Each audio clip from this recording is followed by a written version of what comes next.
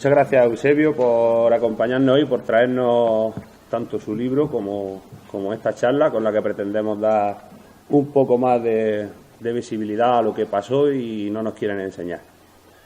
Hablamos un poco de Eusebio Rodríguez Padilla. Él nació en Almería en 1955, se licenció en Humanidades por la Universidad de su ciudad natal, obteniendo el doctorado en Historia Contemporánea con la tesis La Justicia Militar en Almería 1939-1945, el delito de rebelión. Es miembro del Instituto de Estudios Almerienses, ha participado en numerosos congresos y reuniones científicas, habiendo sido vocal en el segundo y tercer Congreso Internacional de Historia de la Transición. En el año 2013 fue Premio Memoria Histórica otorgado por la Junta de Andalucía. También ha publicado diversos artículos científicos en revistas de Almería como Asarquía, Almansura, Velezana, Farúa y El Alfa, El Eco de Alhama, Nacimiento o en alguna de Granada como El Péndulo. Asimismo, tiene varios libros publicados con títulos como La represión franquista en Almería 1939-1945, Arraez 2005, El pueblo gitano en la guerra civil y en la posguerra, Andalucía Oriental, Romy, Granada 2009 y El ejército guerrillero de Andalucía 1945-1952. En la actualidad participa junto a otro investigador en el proyecto Memoria Histórica de Andalucía, que pretende aunar y dar a conocer una serie de trabajos de investigación sobre la Segunda República y la represión franquista, habiendo publicado los episodios de este periodo sobre Bacares, Fiñana, Garrucha, en coautoría con Manuel León, Macael junto a Ramón Ramos, Peligro con María Isabel Brenes, Sierro con Juan Torreblanca, Zafarraya con Francisco González Arroyo y todos ellos editados por Arraez, editores en esta misma colección de Círculo Rojo Editorial. También dedicada esta charla, con el permiso de Eusebio, a la memoria de todos y todas los refugiados y refugiadas de guerra del pasado, presente y futuro. Desgraciadamente tenemos que hacerlo también a los del futuro porque es evidente que el capitalismo sigue avanzando y con él la guerra, la desigualdad y las muertes por negocios de los que todos ya sabemos. Recordar a nuestra ciudad como esa ciudad solidaria que acogió a estos y a estas refugiados y refugiadas que sufrieron la desbandada desde Málaga a Almería, soportando los constantes ataques del ejército golpista, los fascistas italianos y el ejército nazi.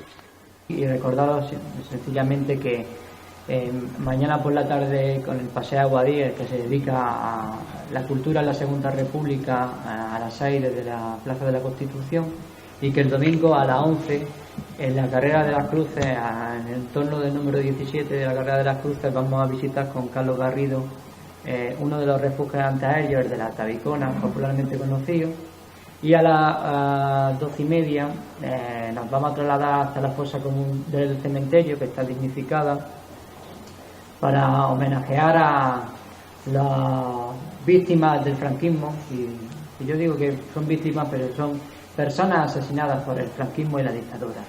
Y sin más, pues bueno, recordarles que ya con Eusebio seguramente lo tendremos en Guadix el 14 de junio, que es el día que la Junta de Andalucía estableció la Ley de Memoria Democrática como día de recuerdo para las víctimas del franquismo. Gracias a todos, Miguel Ángel, Iván, por invitarme esta tarde a estar aquí con vosotros, a los que habéis venido a acompañarme y sin más trataré de hacerlo corto, ameno y no ser muy pesado. El tema que nos trata es la famosa desbandada, famosa últimamente, porque ya sabemos que hasta el año 86 no se descubren las fotos de Bethune, de Norman Bethune, y no se tenía conciencia de que existiera. Y no se tenía conciencia por dos razones fundamentales, ¿no? La primera es que la República había dejado de prestar ayuda a una ciudad que se encontraba asediada y sintió vergüenza de ello, sintió su responsabilidad y lo silenció. Y la dictadura era el primer ataque masivo sobre población civil que se producía en Europa. Luego, después, en la Segunda Guerra Mundial, después del año 45, se producirían bastantes más. Pero antes de la carretera de Málaga solo se habían producido ataques, bombardeos sobre la población civil en África, precisamente en las colonias. Mucho se ha escrito, se ha hablado últimamente sobre la cantidad de personas que pudieron salir de Málaga, ¿no? En total, los historiadores no tenemos una cifra exacta, ni mucho menos nos ponemos de acuerdo, ¿no?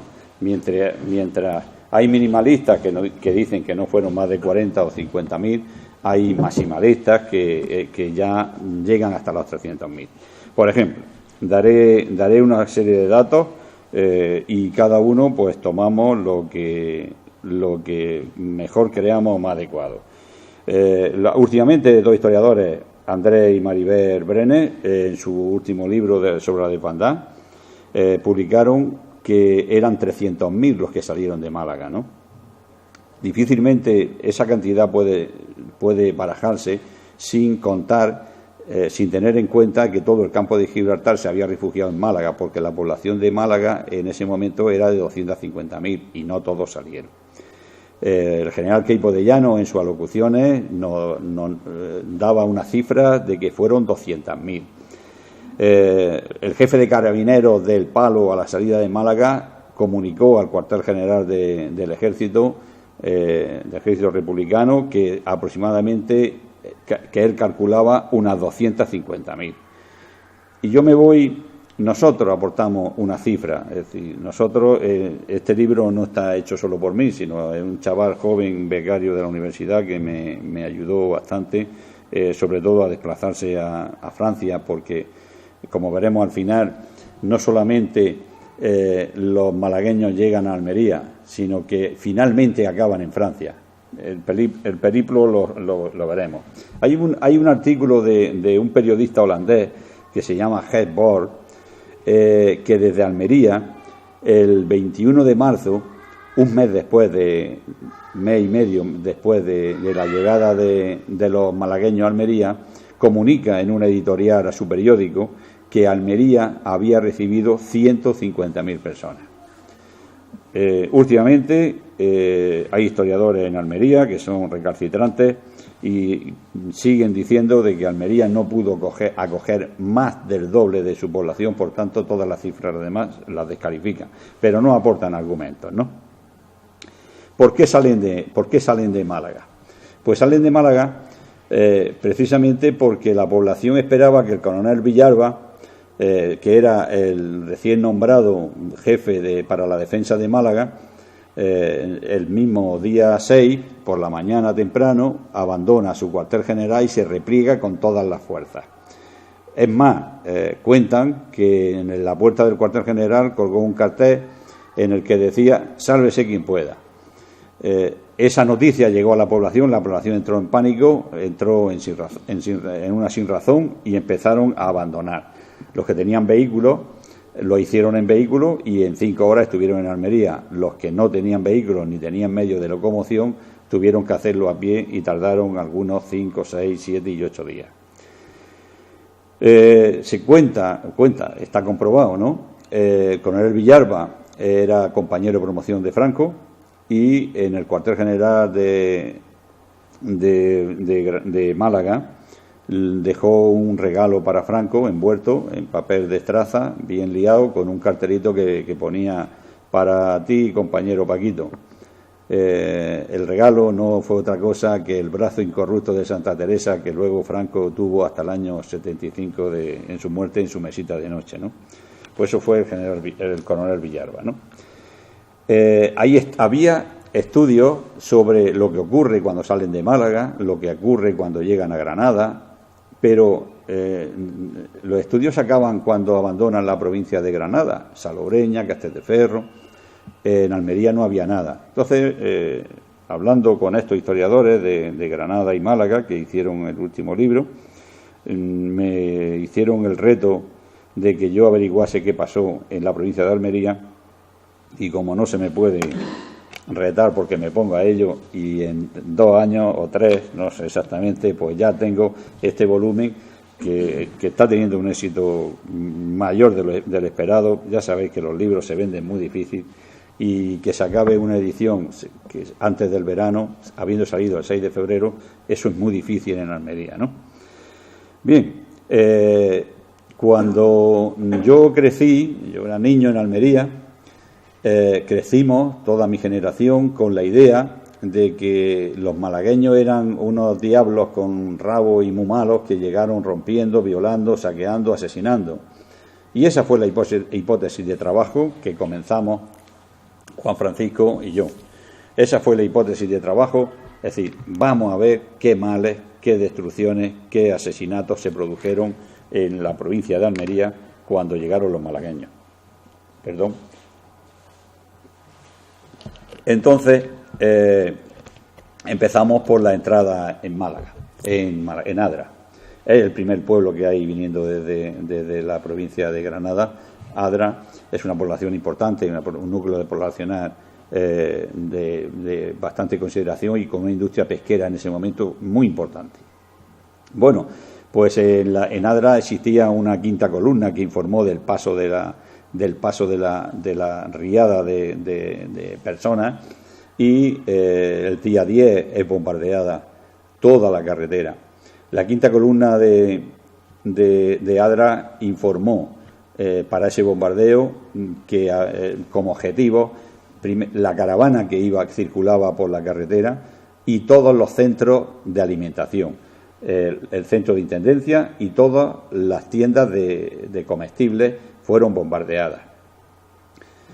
Tanto es así que la población de Adra también entra en pánico, la abandonan totalmente, menos 79, que eran los que habían informado evidentemente y esperaban que llegaran las tropas franquistas. El resto la abandona y se vienen todos hacia Almería. Adra queda desierta totalmente y se unen a esa cantidad de gente que ya venía de antes durante unos días. Luego regresan a su localidad de residencia y se producen esas violencias que anunciaba hace un momento. Cuando estudiamos el municipio de Adra nos vemos que hay 2 muertos. En una venta hay un tío y un sobrino que son asesinados por un grupo de milicianos desertores, es decir, no estaban encuadrados en unidad, porque y a propósito de esta columna que se movía de personas que estaba compuesta fundamentalmente por mujeres, ancianos y niños, porque todo aquel joven entre 18 y 35 años estaba incorporado al frente, es decir, estaba encuadrado en unidades. Después se siguieron llamando diferentes llamamientos hasta los 40 años, que son las quintas que se denominaron del Saco y del Biberón, del Chupete. Bien, pero en ese momento solo había varones que no estaban comprendidos, eran anteriores a 18 años y por encima de los 45. Los 45 nos puede parecer en este momento que es una edad uno está bastante bien con 45 años, pero hay que trasladarse a la época donde un labriego empezaba a trabajar, a cuidar cerdos, a cuidar ganado con 5 y 6 años y el trabajo era sobre todo muy físico, ¿no? Bien, pues en Adra encontramos en la pedanía de los Guainos Bajos esas 2 muertes. Seguimos buscando barbaridades de los venidos y encontramos que la siguiente población en el Ejido era un pueblo de línea, igual que Adra, prácticamente un pueblo de línea, donde con apenas población tenía muchos cortijos y en uno de esos cortijos pues también encontramos 2 muertos. Decir también que tanto los 2 muertos de Adra como los 2 muertos del Ejido se producen por negar alimentos a esos milicianos. Pero además, realizando un registro en su casa, se le encontró documentación como perteneciente a la CEDA y a Falange, con lo cual ya pues los que habían sido bombardeados y se encontrarían con bastante poco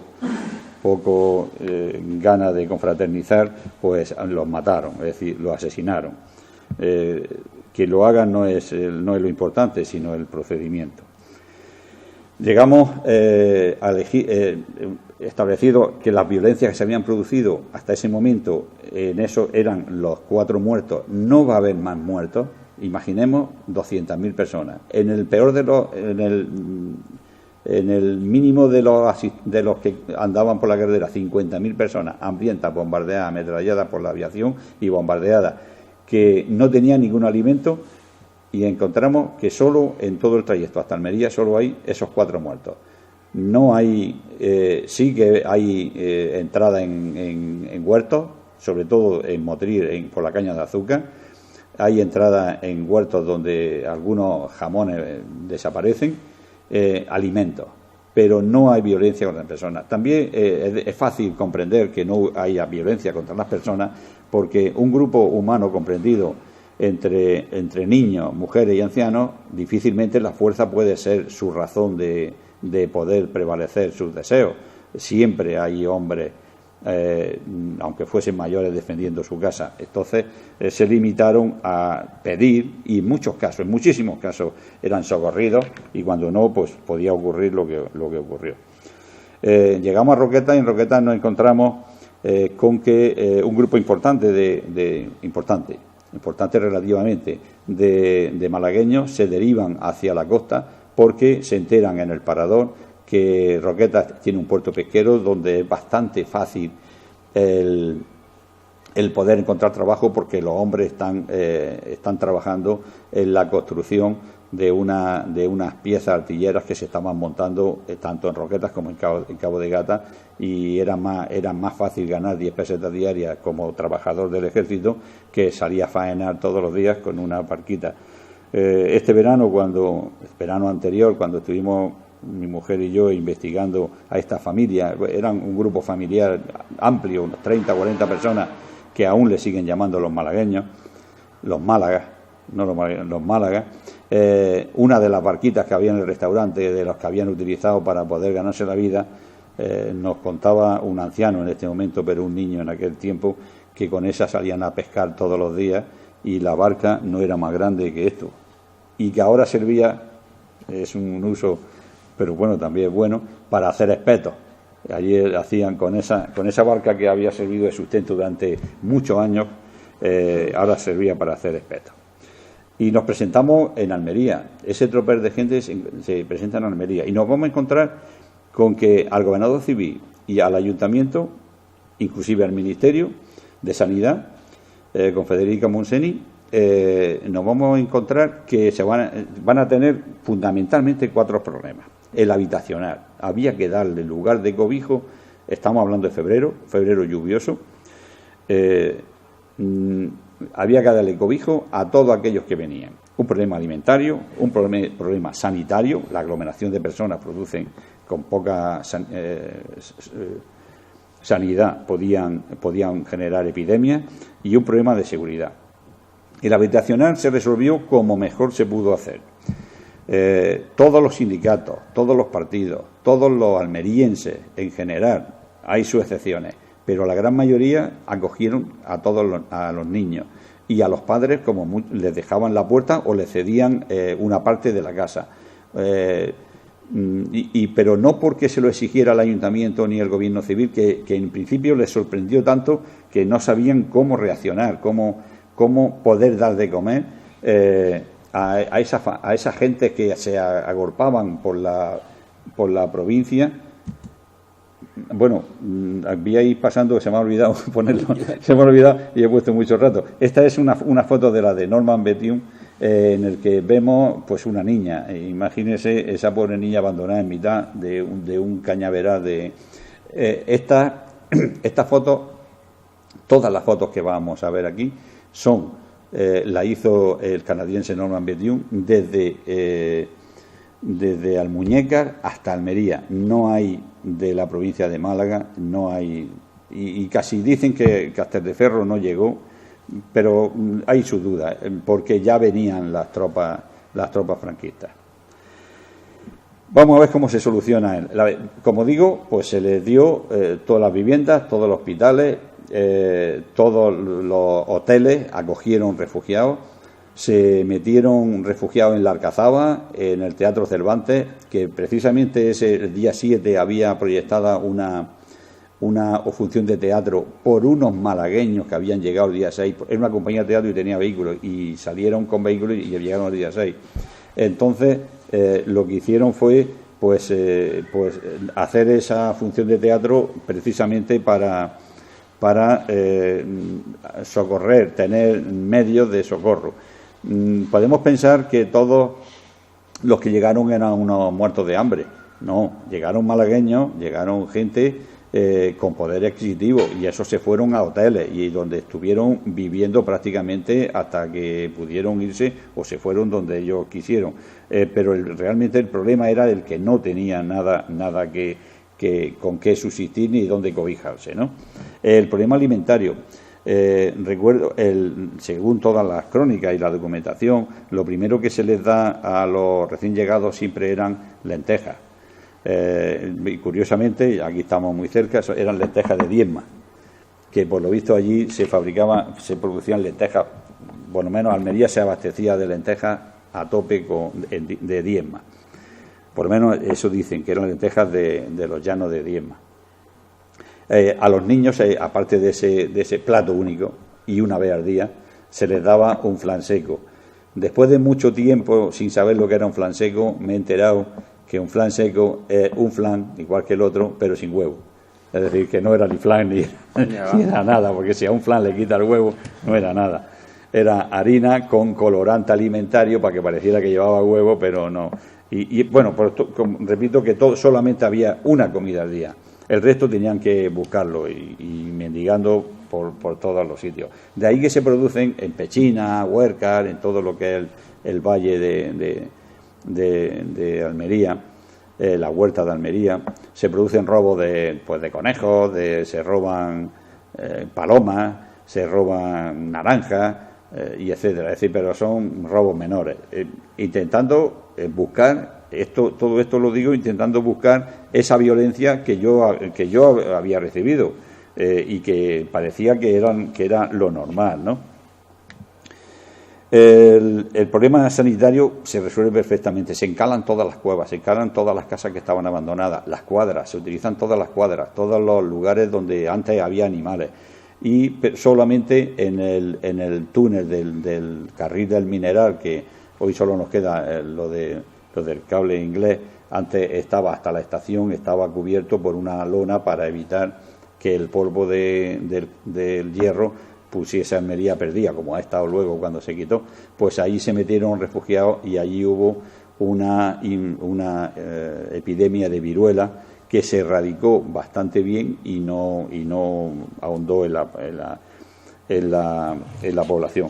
Me hace mucha, ya que estamos aquí con anarquistas, me hace mucha gracia a mí cuando leo por aquí al que fue comisario jefe de Almería,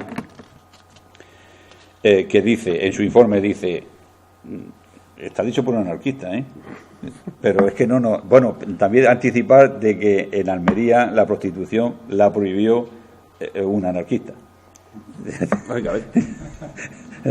No es para menos. Bueno, pues este hombre en su informe que hace, el comisario Díaz Mingo, que había llegado de Madrid en noviembre, dice, familias numerosas. Esto es para que nos hagamos una idea, es literal, es el documento, el informe que hace el gobernador civil, una idea de cómo vivían, de la mala situación en que se encontraban residiendo, ¿no?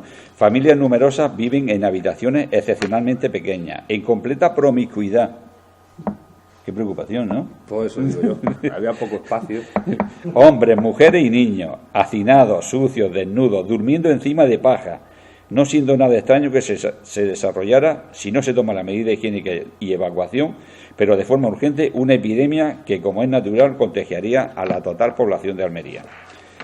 Me hace gracia porque teóricamente los predicaban el amor libre, ¿no? El matrimonio, es decir, el no matrimonio. Sin embargo, cuando luego se comportan en los cargos, se vuelven atrás, ¿no? Puede ser. Se vuelven Puede ser. Y eso es lo que se llama en entrevistadores la democracia incompleta, ¿no? Es decir, democracia para todos, pero no integramos a las mujeres, ¿no? Es decir, las mujeres, aunque se les dio el voto, salieron de la vida de la casa a la vida pública, pero realmente nunca fueron a un frente.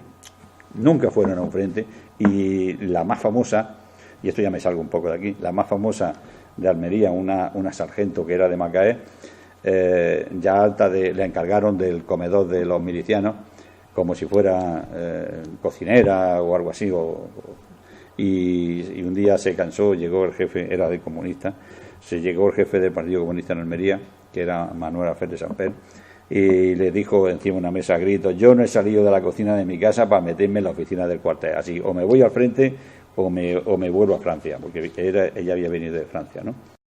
Pues bien, se tuvo que ir a Francia de sitio.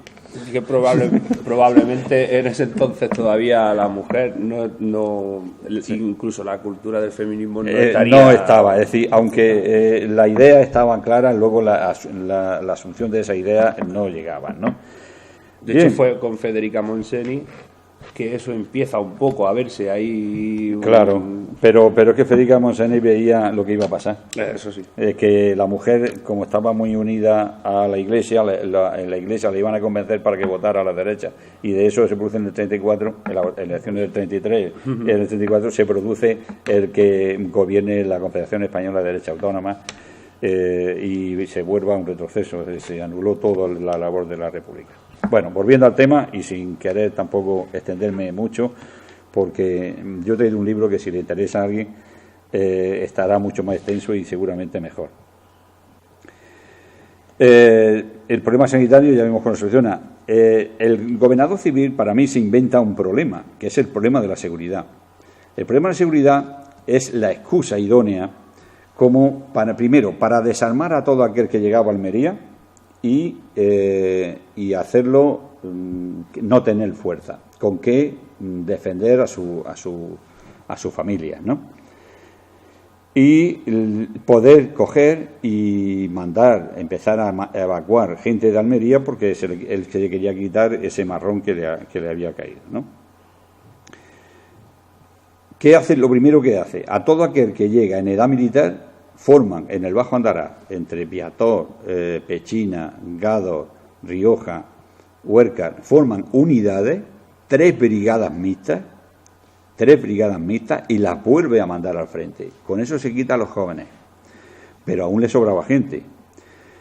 ¿Qué le hace con la gente? En Almería en la capital de Almería solo se acogen a 10.300 personas. El listado está en el archivo provincial, el archivo municipal de Almería, con relación de nombres y demás. En algunos pone en el frente, es decir, el joven había sido enviado al frente, aunque a la familia le habían dado acogida. La siguiente es empezar a mandar gente a todos los pueblos de la provincia. No quedó, de los 103 municipios de Almería, no quedó un solo pueblo que no recibiera refugiados. Ninguno. Todos tienen que recoger por obligación refugiados, alimentarlos y darles cobijo. Tanto es así que en pocos días se llena todos los 103 municipios, ya no pueden acoger más refugiados. ¿Qué hace el gobernador? Pues empezar a mandar a Murcia, de Murcia a Alicante, de Alicante a Valencia, Castellón, Tarragona, Gerona, Barcelona. Al final se llena todo el arco mediterráneo de los refugiados llegados de... Se utilizan todos los medios al alcance, como son barcos, trenes, todos los vehículos. Durante varios días, Almería, que no era dependiente de alimentación porque tenía una buena industria pesquera entre el puerto de Almería, el puerto de Calbonera, Garrucha y Adra, y además por el puerto de Almería podía recibir trigo de donde se produjera, bueno, esto lo voy a explicar un poquillo. Este es el mapa que llevaban los aviadores que bombardeaban, donde claramente estaba diseñado que por dónde podían escaparse cualquiera de esos refugiados, ¿no? Es un documento original y que consta en el archivo de Almería, el archivo militar. Bien, pues simplemente es significativo de que todo estaba previsto. Se llena todo el arco mediterráneo con población malagueña. El control que hizo de la población el gobernador civil de Almería tiene un problema que se entronca, que toca mucho a Guadix, por eso lo voy a referenciar. Primero, desarma a la gente a la entrada y al desarmarla el armamento lo va echando allí a la entrada de Almería. Hay un paraje que se llama Bayana y había una playita, ahora ya la carretera no va por donde iba antes, y allí se tira el armamento se abandona el armamento. Lo utiliza la quinta columna almeriense para abastecerse de armas que luego va a ser utilizada el 29 de marzo del 39 para volver a tomar toda la provincia. Pero ¿dónde se guardan esas armas? En los refugios que se habían construido para proteger a la población. Eso provoca que Maroto del Ojo, que montó la columna Maroto aquí en Guadix y tenía su base en Guadix y ocupaba todo el frente norte desde Sierra Nevada hasta la Venta La Nava.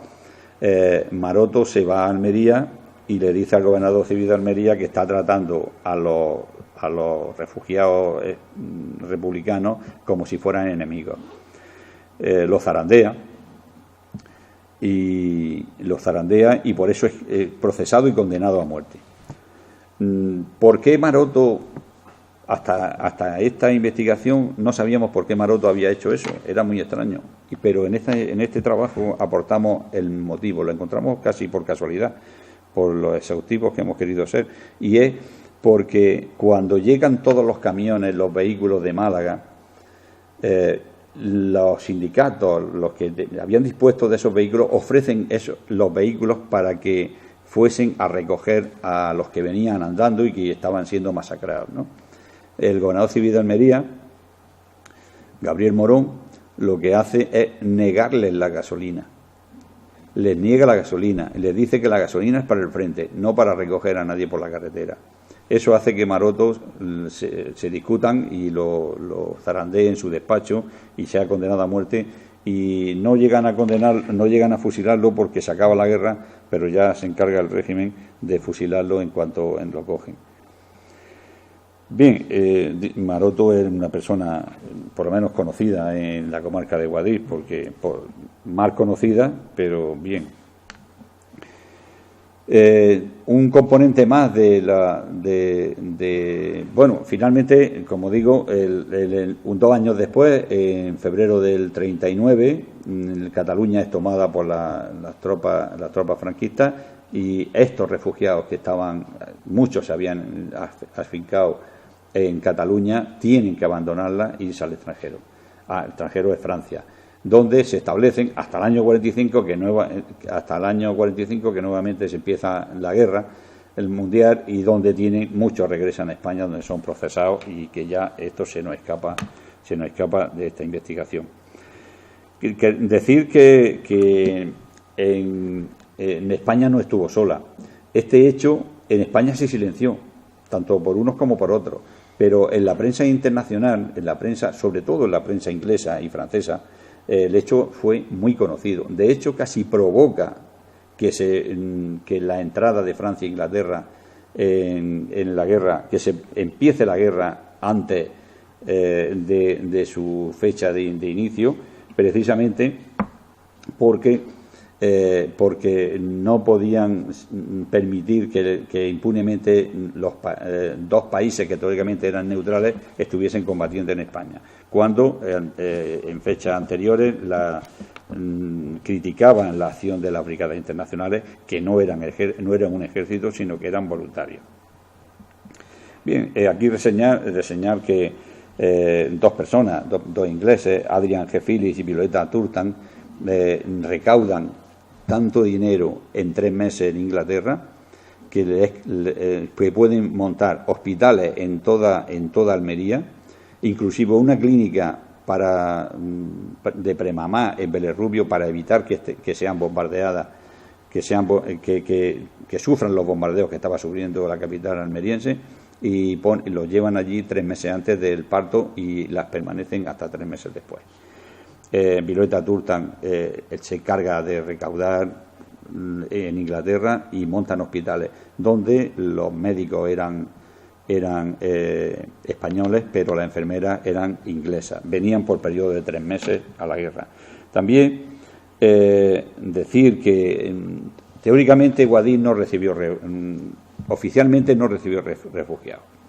Hay un documento en el que el gobernador civil de Almería pide al gobernador civil de la zona exenta de Granada, Almería, que se haga cargo de refugiados porque no les caben más, El gobernador civil de Baza le dice que no puede porque ya ellos soportan todos los evacuados de las poblaciones que ya han sido ocupados por el ejército en la provincia de Granada. Sin embargo, si nos quedamos ahí y no ahondamos en la investigación, nos hubiéramos quedado pensando que pues estarían copados, no podrían llevarse. Sin embargo, buscando la documentación, rebuscando el comprobar que esto era verdad, nos encontramos de que los refugiados de Málaga hacen un periódico en Guadix, que no sé el nombre, pero hacen un periódico. ¿Sí? ¿Se llama? ¿Sabéis el nombre? No, Hombre Libre no. Será otra publicación. Bueno, hacen un periódico de refugiados en Guadix. ¿Por qué? Para buscar con ese gacetilla, buscar a sus niños, porque los habían perdido en el camino y no sabían dónde podían estar. Y también sabemos que se ocupa con refugiados la catedral, se ocupan muchísimas cuevas que estaban abandonadas, muchas estaban en muy mal estado, pero se restauran, y se ocupan todos los centros religiosos, inclusive el hospital, donde había una parte que eran refugiados, otra parte que era los del hospital de sangre del frente, ¿no?, de la columna Maroto, ¿no? La investigación sobre Guadix está pendiente, ¿no? Es decir, alguien tiene que emprenderla, porque Guadix tuvo que dejar mucha huella documental, donde seguramente en el ayuntamiento y seguramente en los archivos militares se pueda llegar a conclusiones y llegar a saber qué ocurrió aquí con los refugiados, porque teóricamente no llegó ninguno, pero después extraoficialmente sabemos que aquí hubo refugiados porque se les da asilo y inclusive tuvieron la capacidad de hacer un periódico. En Hombres Libres lo que sale precisamente son anuncios para concienciar de la recogida de esos refugiados, ¿no? Claro, por eso la documentación oficial siempre te aporta un enfoque, ¿no? Pero luego hay que darle la vuelta. El que se conforma solo con el enfoque oficial difícilmente va a llegar a conclusiones sensatas, ¿no? Porque a ti te pueden prohibir que vaya a un sitio, pero que tú vayas luego finalmente.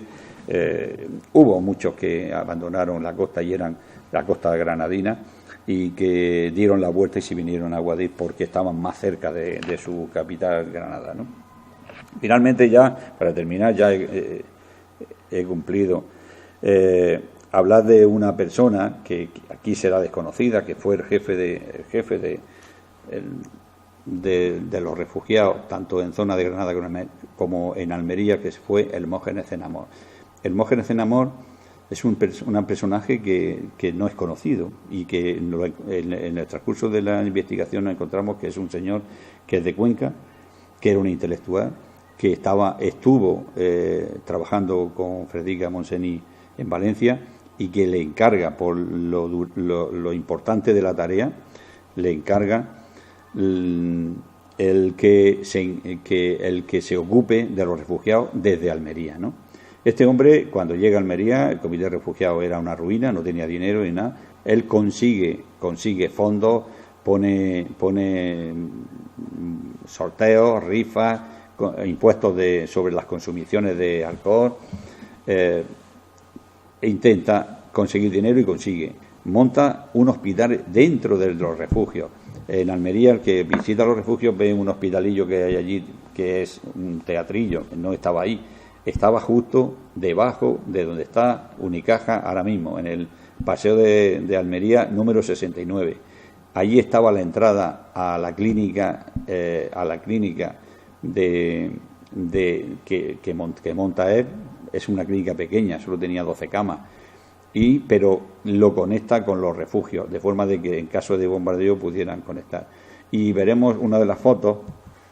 Esta que hemos visto son las fotos inéditas que el fotógrafo del Canarias nos ha cedido, pero como aún está vivo no nos permite más que publicar 3 fotos de las que nos ha cedido. Nos ha cedido 500 y pico fotos hechas desde encima del Canarias. Esto es Adra, estos son los cañaverales de Adra. Esta es llegando ya a la cuesta de Bayana. Estos son calles de Almería. Y esto es el exilio, el de Pertú, la salida al extranjero. Quería poner, si puede ser... Ya. Es que darle la presentación otra vez. Bueno, pues entonces principio, es por si sale, ¿no? Es por si sale la de... Bueno, no tiene importancia. No, se ve que no la he puesto en el PowerPoint. Bueno, pues este señor, aparte de dejarse la vida, al acabar la guerra, fue procesado por colaborar por la República, y no solamente él, sino su mujer y sus 2 hijos. Uno de ellos tenía 14 años. Y el hijo mayor es condenado a 20 años y él tiene la mala suerte a los 3 meses de morir de antra en la prisión del Ingenio de Almería. Y con esto prácticamente y el final de este periplo de refugiados por toda la costa, el arco mediterráneo, y finalmente llega a Francia, pues prácticamente yo creo que hemos terminado. Muchas gracias.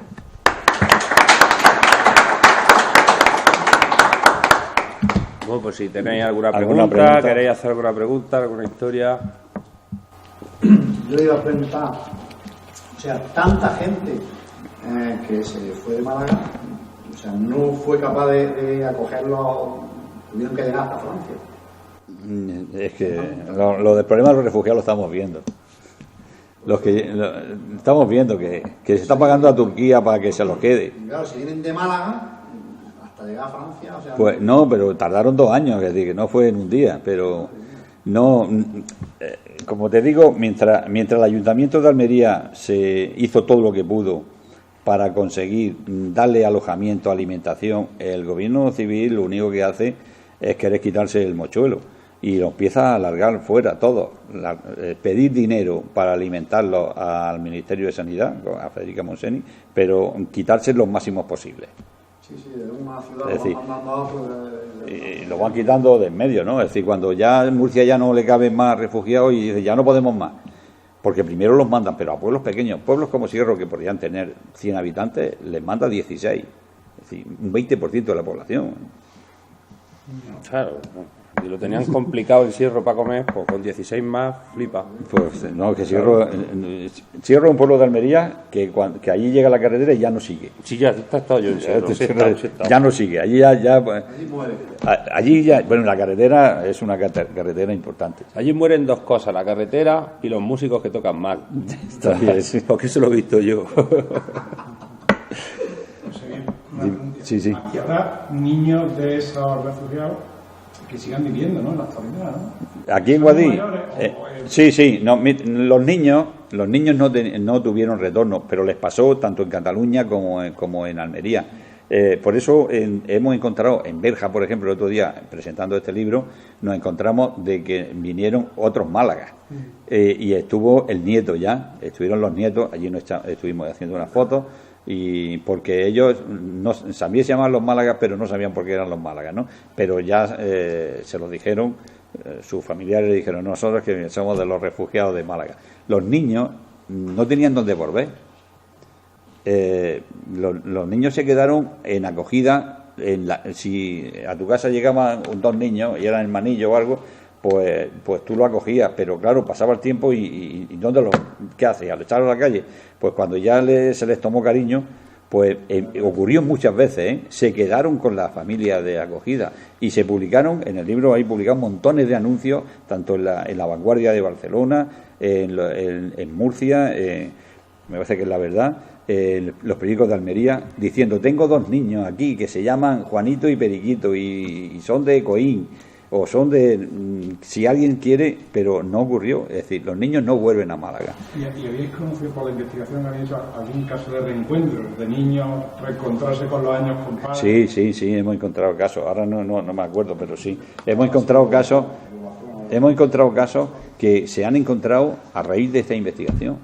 Es increíble. No, inclusive Guillermina es una mujer que fue robada de niña y tiene 68 años, y a través de un libro mío pudo saber que su madre era la mujer de Juan. Hicimos un libro, Juan Hidalgo y yo, que se llamó 600 mujeres, las 600 mujeres represalias de Almería, donde estaba la mujer de un líder comunista en Almería, Juan García Maturana, que se llamaba Guillermina, no me acuerdo. Pues esta mujer solo había sido adoptada, mal adoptada por un militar. Y ese militar, ella decía que siempre le había dado muy mala vida y demás, y no sabía por qué, hasta que descubrió, cuando murió el marido, la mujer le dijo que es que ella no era hija suya, sino que la habían adoptado. Y el marido no aceptó bien. Tiene un muy mal recuerdo del padre, ¿no? Porque pensaba que era su padre, ¿no? Sin embargo, la madre no. Y resulta, a ella al conocer que era hija, que su madre era la mujer de Juan García Maturana, se puso en contacto conmigo y yo le puse en contacto con un historiador que estudia el Partido Comunista, Ramírez Navarro, y Ramírez Navarro me dice: los descendientes de Juan García Maturana viven en Mallorca. Y con eso un periódico de Sevilla publicó un artículo. Y esos familiares se pusieron en contacto con el periódico y se produjo el reencuentro. Es decir, y están las dos, dice que ahora ya se llaman todos los días. Una vive en Barcelona y la otra vive en Mallorca, pero se llaman todos los días porque porque son tres, pero solamente vive una hermana. Y porque esta era la pequeña, Guillermina era la pequeña de la familia de Juan García Maturana y su mujer, Guillermina. No me acuerdo los apellidos de Guillermina. Y hay más casos, ahora no recuerdo, pero sí ha habido muchos casos. A mí la verdad es que tengo unas cartas muy gratificantes de estas personas que me escriben, me cuentan su vida y me cuentan la gratitud.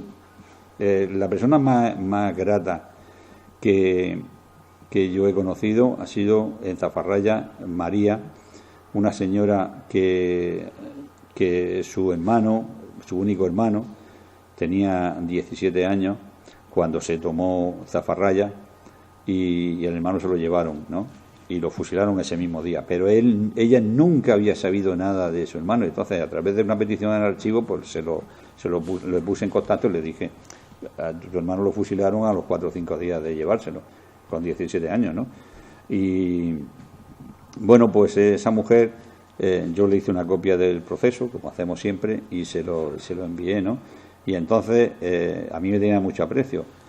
Y en su televisor, cuando yo iba allí ya no iba. Cuando he ido a Zafarraya, porque hice un libro de Zafarraya, yo no iba porque cada vez me tenía cargado de pasteles, me daba de todo, y ya me daba cosa el pasar a saludar, o la saludaba: María, que te saludo y me voy, que no, espérate, antes de irte, pásate. Y una vez me trajo un queso inmenso. Yo no soy muy quesero, pero según mi mujer decía, era el mejor queso, de los mejores quesos que hemos tenido, ¿no? Y bueno, una mujer que se enterró con una foto mía cuando murió, María, ¿no? Decía que había sido como, le había devuelto a su hermano, ¿no? Y pues eso, lo que decía, en el televisor tenía el toro, la bailarina y una foto mía. Bueno, pues esas son cosas que muchas veces justifican tantas horas de leer y buscar para estas cosas y para aportar, pues, sobre todo, conocimiento.